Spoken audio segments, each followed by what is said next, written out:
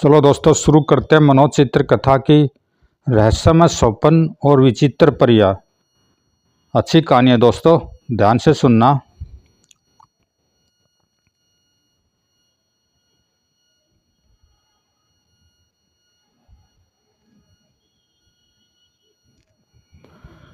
बहुत पुरानी बात है। विजयनगर राज्य में राजा देवल राज्य करते थे। वह बहुत ही न्यायप्रिय व प्रजावत्सल राजा थे। उनकी शूरवीरता के किस्से दूर दूर तक फैले हुए थे। एक रात जब वे राजमहल में अपने शयन कक्ष में सोए हुए थे तो उन्होंने एक स्वप्न देखा। हमें बचाओ राजन, हमारा उद्धार करो राजन, हमारी सहायता करो राजन, हमारी पुकार सुनो राजन। उनकी करुण पुकार सुनकर राजा देवल की नींद खुल गई। यह मैंने कैसा स्वप्न देखा? मुझसे सहायता मांगने वाली वे चारों सुंदरियां कौन थी? उन्होंने अपने दिमाग पर लाख जोर डाला पर उन्हें अपने स्वप्न का रहस्य समझ नहीं आया। दूसरे दिन प्रातः ही वे धर्मगुरु जयेंद्र के पास पहुंचे। धर्मगुरु, कल रात मैंने एक विचित्र सपना देखा, कहकर राजा देवल ने रात को देखे स्वप्न के बारे में धर्मगुरु को विस्तार से बताया। देवल के स्वप्न के बारे में जानकर धर्मगुरु जयेंद्र सोच में पड़ गए। कुछ देर तक सोचने के बाद, राजन, यह बात सच है कि चार सुंदरियां तुमसे सहायता की भीख मांग रही है। तुम्हें जाकर उन सुंदरियों की सहायता करनी चाहिए। लेकिन धर्मगुरु, मुझे तो यह भी नहीं पता कि वे चारों सुंदरियां कौन हैं और कहाँ रहती हैं। फिर मैं उनके पास तक कैसे पहुंच पाऊंगा?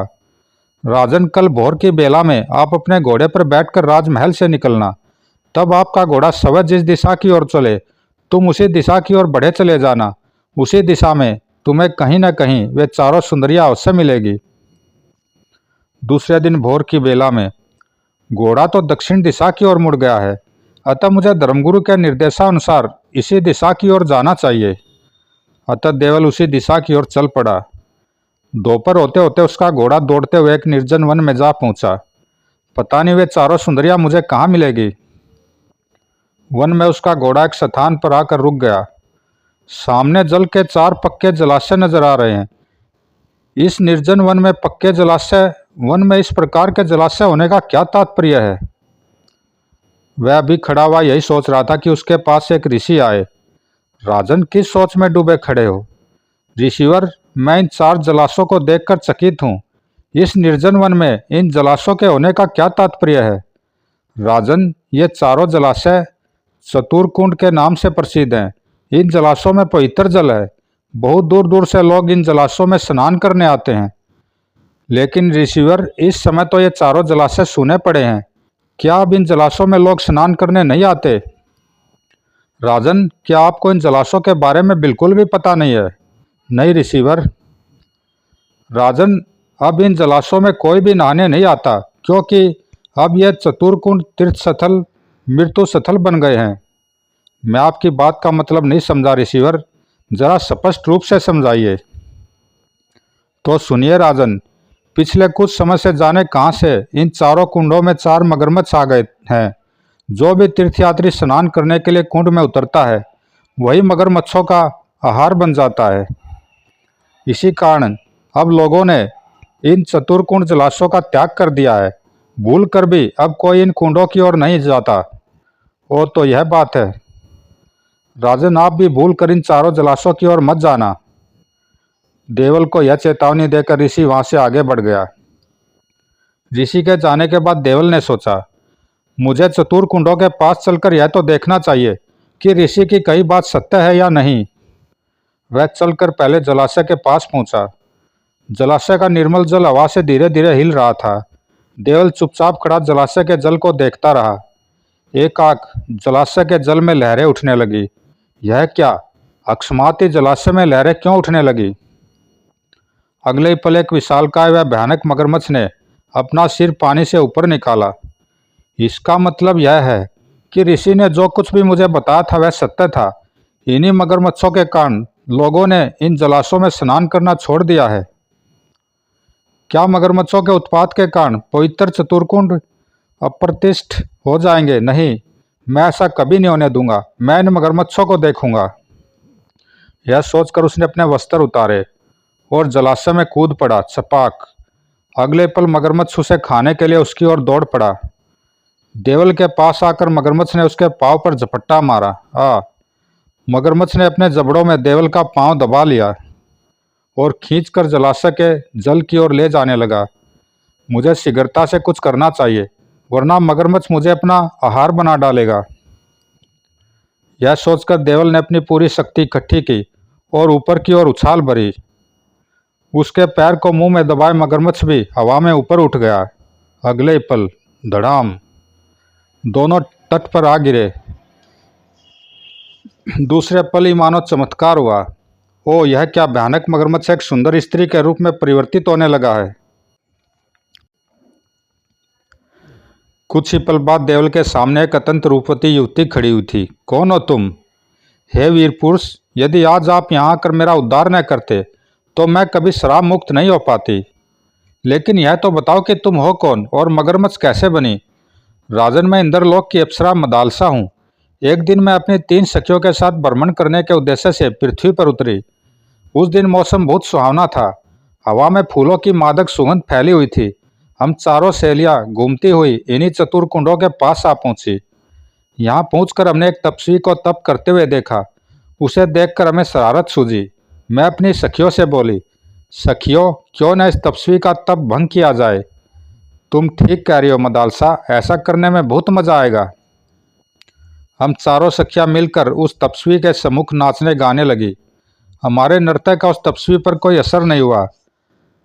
तब हम और तेजी से नृत्य करने लगी। कुछ देर बाद क्रोध में कांपते हुए तपस्वी ने आंखें खोली। अप्सराओ, तुम अपने रूप के अभिमान में चूर हो रही हो और शायद तुम्हें इस बात का भी अभिमान है कि तुम कुछ भी उल्टा सीधा कार्य क्यों न करो, इंद्र तुम्हें बचा लेंगे। लेकिन आज मैं तुम्हारा यह भ्रम तोड़ कर रहूँगा। मैं तुम्हें श्राप देता हूँ कि तुम चारों आज से मगरमच्छ बनकर इन चारों जलाशयों में रहोगी। तब तुम्हें पता चलेगा कि तपस्वी का तप भंग करने की क्या सजा होती है। तपस्वी का श्राप सुनकर हम चारों सखी घबरा उठी। तब मैं हाथ जोड़कर क्षमा मांगती हुई उस तपस्वी से बोली, तपस्वी, हमें क्षमा करो और इतना कठोर श्राप न दो। तपस्वी का दिल बिल्कुल नहीं पसीजा। जब हम बार बार हाथ जोड़कर उससे विनती करने लगी, अपना श्राप मैं वापस तो नहीं लेता हूँ, लेकिन इतना कर सकता हूँ कि कुछ समय तक तुम चारों को चतुर कुंडों में मगरमच्छ बनकर ही रहना होगा। फिर एक दिन कोई वीर पुरुष आकर तुम चारों का उद्धार करेगा। तभी तुम चारों मगरमच्छ का रूप त्याग कर अपने असली रूप में आ पाओगे और तभी मेरे श्राप का असर समाप्त होगा। देवल को इतनी बात बताने के पश्चात मदालसा आगे बोली, उस दिन के बाद से मैंने अपने आप को मगरमच्छ के रूप में इस जलाशय में तैरते हुए पाया और आज आपने आकर मुझे श्राप से मुक्त कराया है। मैं इसके लिए आपकी आभारी हूँ। मदालसा की कथा सुनकर देवल ने उससे कहा, मदालसा, तुमने और तुम्हारी सखियों ने तपस्वी का तप भंग करके बहुत बड़ी भूल की थी। अपनी इस भूल से सबक लो और फिर कभी ऐसी भूल न करना। मुझे अपनी भूल का भास हो चुका है राजन। अच्छा, यह बताओ कि तुम्हारी बाकी 3 सखियां कहाँ हैं? राजन, मैं उनके बारे में कुछ नहीं जानती, क्योंकि न जाने कितने वर्षों से मैं इस जलाशय में कैद थी। वैसे मुझे लगता है मेरी तरह मेरी अन्य सखियां भी बाकी जलाशयों में मगरमच्छों के रूप में रहकर श्राप का फल भुगत रही होंगी। राजन, आप कृपा करके मेरी सखियों को भी श्राप से मुक्ति दिलवाए। तब मदालसा को साथ लेकर देवल दूसरे जलाशय के पास पहुंचा। कुछ देर बाद इस जलाशय में से एक मगरमच्छ ने बाहर मुंह निकाला। राजन, यह मेरी तरह श्रापग्रस्त मेरी सखी है। मगरमच्छ तेजी से तैरता हुआ तट पर आया। तब देवल ने अपना हाथ जलाशय के पानी में डाला। मगरमच्छ तुरंत ही तेजी से देवल का हाथ पकड़ने को लपका। तब देवल जलाशय में कूद पड़ा। उसने तेजी से तैरकर मगरमच्छ की पूंछ पकड़ ली। तत्पश्चात मगरमच्छ को हवा में कई बार घुमाकर उसने तेजी से उसे तट की ओर उछाल दिया। जैसे मगरमच्छ तट पर गिरा, तुरंत ही वह एक सुंदर स्त्री के रूप में परिवर्तित हो गया। उसे देखकर मदालसा खुश होती हुई बोली, तो केतकी, यह तुम थी? हाँ मदालसा। दोनों सखियां प्रेम से गले मिली। इस तरह देवल ने एक एक करके बाकी 2 अप्सराओं को भी श्राप से मुक्ति दिलवाई। तत्पश्चात, राजन, मैं आपकी बहुत आभारी हूँ। आपने मुझे और मेरी सखियों को श्राप से मुक्ति दिलवाई। इसके बदले में मांगो, क्या मांगते हो? जो मैं मांगूंगा क्या वह तुम मुझे दोगी मदालसा? अवश्य, आप कुछ मांगो तो सही राजन। तो सुनो मदालसा, मैं तुमसे तुम्हें मांगता हूँ। क्या? हाँ मदालसा, मैं तुमसे विवाह करना चाहता हूँ।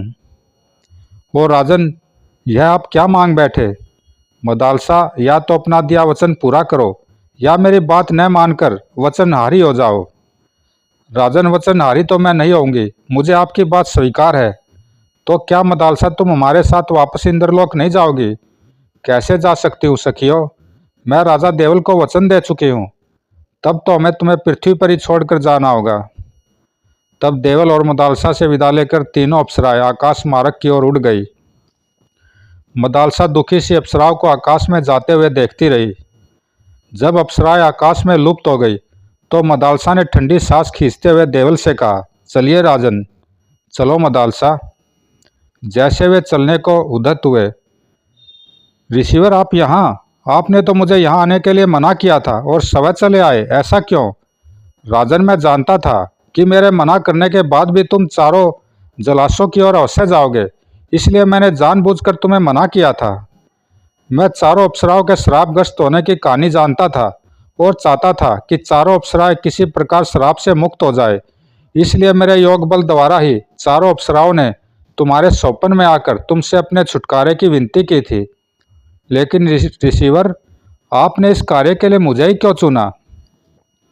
क्योंकि मैं आपकी शूरवीरता के बारे में जानता था और आप ही इस दुष्कर कार्य को कर सकते थे। तब देवल ने ऋषि से कहा, ऋषिवर, मैं मदालसा से विवाह करना चाहता हूँ, आप हमें आशीर्वाद दीजिए। भगवान तुम दोनों की जोड़ी बनाए रखे। तत्पश्चात वे दोनों ऋषि से विदा लेकर विजयनगर लौट आए। वहाँ पहुँचते देवल सीधे धर्मगुरु जयेंद्र के पास पहुँचे। कहो राजन, क्या अपना कार्य पूरा कर आए? हाँ धर्मगुरु, मैं स्वप्न में दिखाई दी चारों सुंदरियों को संकट मुक्त कर आया हूँ। राजन, हमें तो पहले ही विश्वास था कि आप अपने कार्य में सफल होकर लौटेंगे। धर्मगुरु, उन चारों सुंदरियों में से एक, जिसका नाम मदालसा है, से मैं उससे विवाह करना चाहता हूँ। यह तो बड़ी अच्छी बात है, लेकिन वह सुंदरी कौन है और इस समय कहाँ है? धर्मगुरु, वह सुंदरी इस लोक की नहीं है क्या? हाँ धर्मगुरु, वह इंद्रलोक की अप्सरा है और मैं उसे अपने साथ विजयनगर ले आया हूँ। ठीक है राजन, जब अप्सरा मदालसा को आप अपनी पत्नी बनाने के बारे में सोच ही चुके हैं तो मैं इसमें रोड़े नहीं अटकाऊंगा। तब धर्मगुरु को प्रणाम करके देवल वहाँ से चला गया। लेकिन धर्मगुरु सोच में पड़ गए। इस पृथ्वी के वासियों ने जब जब स्वर्गलोक की अप्सराओं से विवाह किया है, तब तब वे मुसीबतों में फंसे हैं। राजा देवल भी अप्सरा मदालसा से विवाह करना चाहते हैं। इस विवाह से उनका भी अनिष्ट होने वाला है, पर राजा देवल पर इस समय मेरे समझाने का कोई प्रभाव नहीं होगा, इसलिए चुप ही लगाना ठीक है। उचित लगन में राजा देवल और मदालसा का विवाह संपन्न हो गया।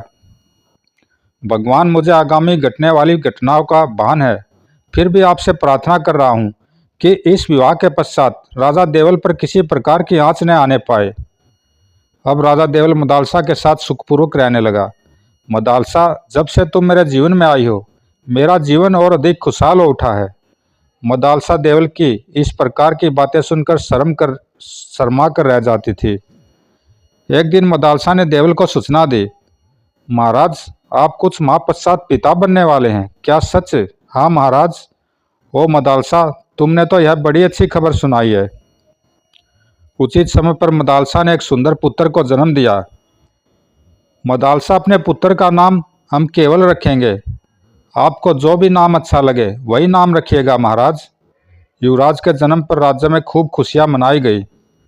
इसी प्रकार हंसी खुशी दिन बीत रहे थे कि एक दिन पहरेदार ने आकर देवल को सूचना दी, महाराज, महल के द्वार पर सुबह से एक आदमी अनशन किए बैठा है, वह आपसे मिलना चाहता है, जाओ उसे हमारे पास लेकर आओ। कुछ देर बाद ही अनशनकारी आदमी राजा देवल के सामने था। कौन हो तुम? राजमहल के द्वार पर तुम अनशन किए क्यों बैठे हो? महाराज, मेरा नाम जय वर्मा है। पहले मैं इस नगर का धनवान व्यापारी था। एक बार मुझे व्यापार में बहुत घाटा हुआ, जिसके फलस्वरूप मेरे पास कुछ नहीं बचा। मैं एकदम धनवान से दरिद्र हो गया। तब कर्जदारों का कर्ज चुकाने के लिए मुझे अपनी सारी संपत्ति के साथ साथ अपनी हवेली भी बेचनी पड़ी। उसी हवेली के साथ एक छोटा सा कमरा और थोड़ी सी ज़मीन थी, जिस पर मेरी पत्नी मेरी अनुपस्थिति में खेती करके आराम से अपनी गुजर बसर कर सकती थी। इसलिए मैंने वह कमरा और थोड़ी सी ज़मीन नहीं बेची, उसे पत्नी को दे मैं धन कमाने के उद्देश्य से परदेश चला गया। 20 साल पश्चात जब थोड़ा बहुत धन कमाकर मैं वापस विजयनगर लौटा तो मेरी पत्नी वहाँ न थी। मैंने किसी प्रकार अपनी पत्नी की खोज की, वह फटे चीथड़े पहने हुए थी। ओह, तुम्हारी पत्नी की यह हालत कैसे हुई? तुम तो उसके जीवन निर्वाह के लिए एक कमरा और थोड़ी सी ज़मीन छोड़ गए थे।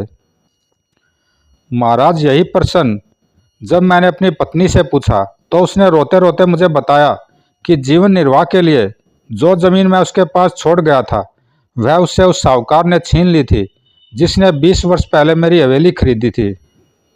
महाराज, पत्नी की बात सुनकर मुझे बहुत गुस्सा आया। मैं न्याय मांगने न्यायालय में गया। वहाँ भी उस साहूकार ने न्यायाधीश को रिश्वत देकर उसे अपने पक्ष में कर लिया, जिससे न्यायाधीश ने मुझे झूठा साबित कर दिया। तब मैं आपके पास आया हूँ महाराज। मैंने आपकी न्यायप्रियता के बहुत चर्चे सुने हैं। आप कृपया मेरा भी न्याय कीजिए, और आप जब तक मेरा न्याय नहीं करेंगे मैं अनशन पर ही बैठा रहूँगा और अपनी जान दे दूंगा। ओह!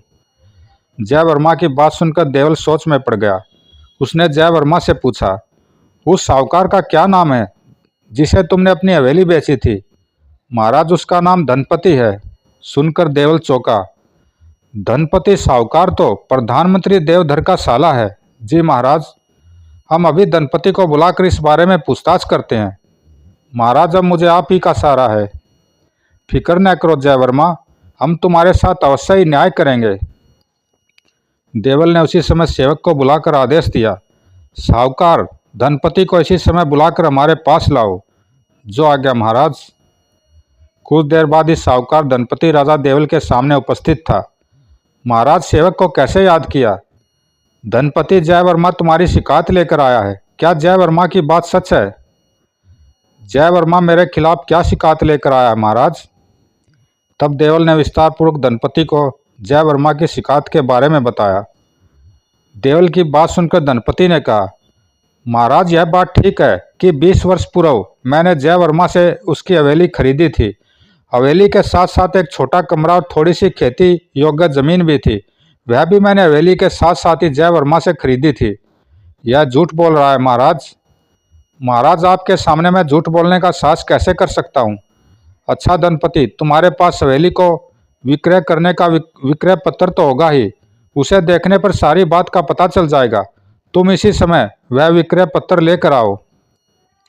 महाराज क्षमा करे, वह विक्रय पत्र तो 10 वर्ष पूर्व ही दीमकों ने चट कर लिया। ओ, धनपति की बातों से पता चलता है कि यह साफ झूठ बोल रहा है और सीधी तरह से कुछ नहीं बताएगा, इसलिए मुझे अब युक्ति से काम लेना होगा। अगले ही पल वह धनपति की उंगली की ओर इशारा करते हुए बोला, धनपति, तुम्हारी अंगूठी बहुत खूबसूरत है। क्या मैं इसे देख सकता हूँ? क्यों नहीं महाराज। धनपति ने तत्काल ही अंगूठी उतारकर देवल को दे दी। तत्पश्चात, धनपति और जयवर्मा, तुम इसी कक्ष में रुको, मुझे कुछ काम याद आ गया है, उसे निपटा कर मैं अभी आता हूँ। कहकर देवल तेजी से कक्ष से निकल गया। उसके कक्ष से निकलते धनपति गुर्राकर जयवर्मा से बोला, तो तू मेरी शिकायत लेकर महाराज के पास आया है। याद रख, मैं तुझे यहाँ से भी न्याय नहीं मिलने दूंगा। धनपति, मैं आसानी से तेरा पीछा छोड़ने वाला नहीं हूँ। मुझे आशा है यहाँ मुझे अवश्य न्याय मिलेगा। इधर कक्ष से बाहर आकर देवल एक सेवक को धनपति की अंगूठी देकर बोला, तुम इसी समय धनपति साहूकार के घर चले जाओ। वहाँ साहूकार के खजांची को यह अंगूठी दिखाकर कहना कि धनपति ने व्यापारी जयवर्मा की जो हवेली खरीदी थी उस हवेली का विक्रय पत्र दे दो। उससे कहना राजा देवल उस हवेली को खरीदना चाहते हैं। जो आज्ञा महाराज। उस अंगूठी को लेकर सेवक धनपति के खजांची के पास पहुंचा और उसे अंगूठी दिखाते हुए बोला, साहूकार, धनपति इस समय राजमहल में महाराज के पास हैं। साहूकार धनपति ने उस हवेली का विक्रय पत्र मंगवाया है जो हवेली 20 वर्ष पहले उन्होंने व्यापारी जयवर्मा से खरीदी थी। सेवक ने देवल के कथनानुसार सारी बातें खजांची से कह दी। सारी बात जानकर, तुम बैठो, मैं अभी वह विक्रय पत्र निकाल कर देता हूँ। खजांची ने खोज कर वह विक्रय पत्र सेवक को दे दिया। सेवक ने वह विक्रय पत्र लाकर देवल को सौंप दिया। तब देवल ने उस विक्रय पत्र को खोलकर पढ़ा। धनपति, यह उस हवेली का विक्रय पत्र है जिसे तुमने जय वर्मा से खरीदा था क्या? धनपति का मुंह सफेद पड़ गया। धनपति, विक्रय पत्र में साफ साफ लिखा है कि जय वर्मा ने तुम्हें केवल हवेली बेची है, तुमने उसके एक कमरे और जमीन पर नाजायज कब्जा किया हुआ है। सुनकर धनपति की गर्दन झुक गई। धनपति, तुमने जय वर्मा के साथ तो धोखाधड़ी की ही, साथ ही हमारे से भी झूठ बोला। इसका दंड हम तुम्हें अवश्य देंगे। देवल ने उसी समय सैनिकों को बुलाकर आदेश दिया, सैनिकों, इस धूर्त साहूकार को ले जाकर कारागार में बंद कर दो। सैनिक ने आज्ञा का पालन किया और धनपति को ले जाकर कारागार में बंद कर दिया। तत्पश्चात विक्रय पत्र को फाड़ते हुए देवल जय वर्मा से बोला, आज से हम तुम्हें तुम्हारी पुरानी हवेली वापस लौटा रहे हैं। महाराज, मैंने जैसा सुना था आपको वैसा ही पाया। आप सचमुच ही न्यायी राजा हैं। जय वर्मा खुश होकर चला गया। दूसरी ओर जब प्रधानमंत्री देवधर को धनपति के कारागार में बंद होने की सूचना मिली तो वह दौड़ा दौड़ा देवल के पास आया। महाराज, आपने मेरे साले धनपति को कारागार में बंद कर दिया। देवधर जी, तुम्हारा साला होने के साथ साथ धनपति एक अपराधी भी है। उसने अपराध किया है, इसलिए दंड तो उसे मिलेगा ही। महाराज, ऐसा न करे और धनपति को छोड़ दे, वरना सारे राज्य में मेरी बड़ी थू थू होगी। प्रधानमंत्री देवधर जी, एक धूर्त आदमी का पक्ष लेते हुए तुम्हें शर्म आनी चाहिए। जाइए, इसी समय हमारे सामने से चले जाइए। प्रधानमंत्री देवधर अपमानित सा वहां से चला आया। वह अपमान की ज्वाला में जलता हुआ सोच रहा था, राजा देवल ने मेरा अपमान किया है, मैं देवल से इसका बदला अवश्य लूंगा। इस घटना के दूसरे दिन ही जब राजा देवल भोजन करके उठा, देवल चकराकर भूमि पर गिर पड़ा। यह देखकर मदालसा चौंकी। यह महाराज को क्या हो गया है? तुरंत राजवैद्य को बुलवाया गया। उसने देवल की नाड़ी देखते ही कहा, महाराज तो स्वर्ग सिधार गए हैं क्या? मदालसा देवल की मृत्यु का समाचार पाकर हतभरभ सी रह गई। मदालसा इंद्र का स्मरण करते हुए विलाप करने लगी। बूहू, देवराज इंद्र, यह क्या अनर्थ हुआ? मेरा सुहाग उजड़ गया। देवराज इंद्र, पृथ्वी पर आकर मेरी सहायता करो। अगले पल वहां इंद्र प्रकट हुए। मदालसा, रो नहीं, राजा देवल को हम कुछ नहीं होने देंगे। इंद्र ने आगे बढ़कर मर्द देवल के शरीर को स्पर्श किया। ऐसा करते ही देवल ने आंखें खोल दी। स्वामी, आप ठीक तो हैं? मुझे क्या हुआ है मदालसा, जो तुम इस प्रकार घबरा रही हो? महाराज, आप अपने शत्रु के षड्यंत्र का शिकार हो गए थे। मेरा शत्रु? कौन है मेरा शत्रु देवराज इंद्र? महाराज, प्रधानमंत्री देवधर आपके शत्रु हैं। इन्होंने ही आपके भोजन में विष मिलवाया था। उसी विष मिले भोजन को करके आपकी मृत्यु हो गई थी। ओ देवधर, तुम तो आस्तीन के सांप निकले। देवल ने क्रोध में भरकर तलवार म्यान से निकाली और एक ही वार में देवधर की गर्दन कटकर पृथ्वी पर जा गिरी। तत्पश्चात इंद्र ने देवल से कहा, राजन, इस विश्वासघाती का वध करके आपने उचित ही किया है। तब मदालसा व देवल को आशीर्वाद देकर इंद्र अदृश्य हो गए। इस घटना के पश्चात बहुत वर्षों तक राजा देवल ने विजयनगर पर राज किया। उनके शासनकाल में उनकी प्रजा बहुत सुखी थी। वह राजा देवल की प्रशंसा करते न गाती थी। समाप्त दोस्तों, अच्छी कहानी थी। ज़रूर लाइक सब्सक्राइब करना, कमेंट में बताना कैसी लगी। धन्यवाद दोस्तों।